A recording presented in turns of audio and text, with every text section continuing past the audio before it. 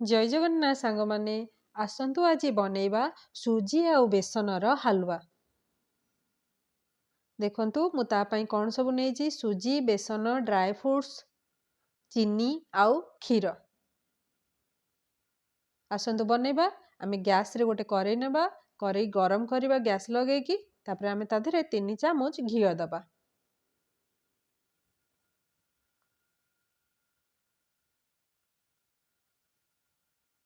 घी टिके गरम हो गला परे आमे ता धरे कोन करिया ना सुजी आउ बेसन को पकेइबा पकेइकी ताकू भाजीबा।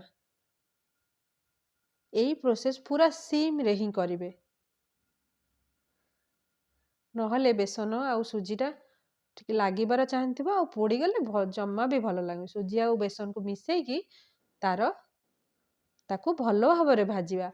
आ जो छोट छोट गुळा हे जाइथो बिंडा ताकू मजरे मजरे हाथ रे हो कि कछुली रे हो ताकू भांगी दबार अछि। एमती करिकी ताकू मिसेई दबा मिसेकी आमे ताकू 5 मिनिट खंड पूरा लो फ्लेम रे भाजीबा। जम्मा भी फ्लेम हाई करबा नै फ्लेम लो रे ही भाजीबा। कलर चेंज हैला जाए भाजीबा। देखंतु ता कलर भी टिके टिके चेंज हे आसलानी।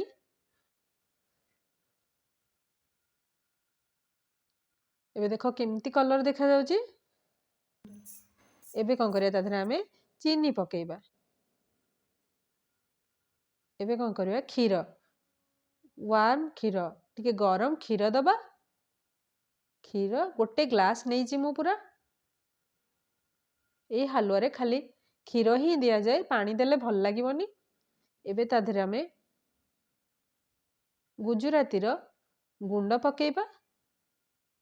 भलो भाबरे सुजी आ बेसन को भलो भाबरे मिसेइबा।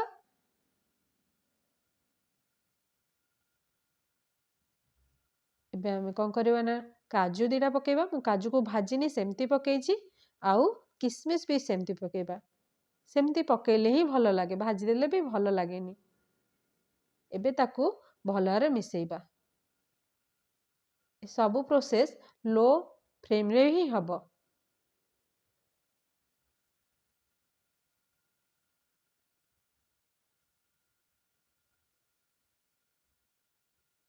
पूरा ड्राई करिवानी टिके सॉफ्ट रहिबो हलवाटा।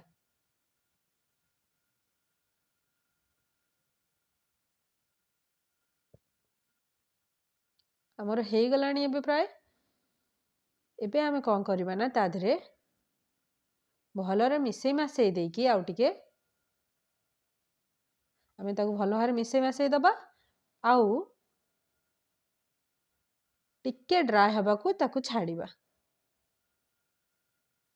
एबे कोन करिया आमे ता धरे घी पकेइबा।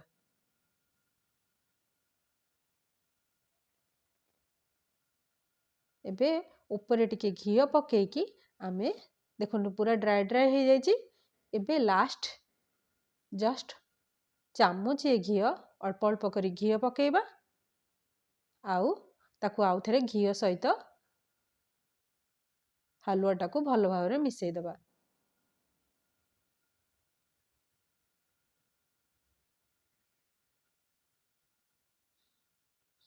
बेसन सुजी आउ क्षीरर कॉम्बिनेशन हलवा टेस्ट को एनहांस करे।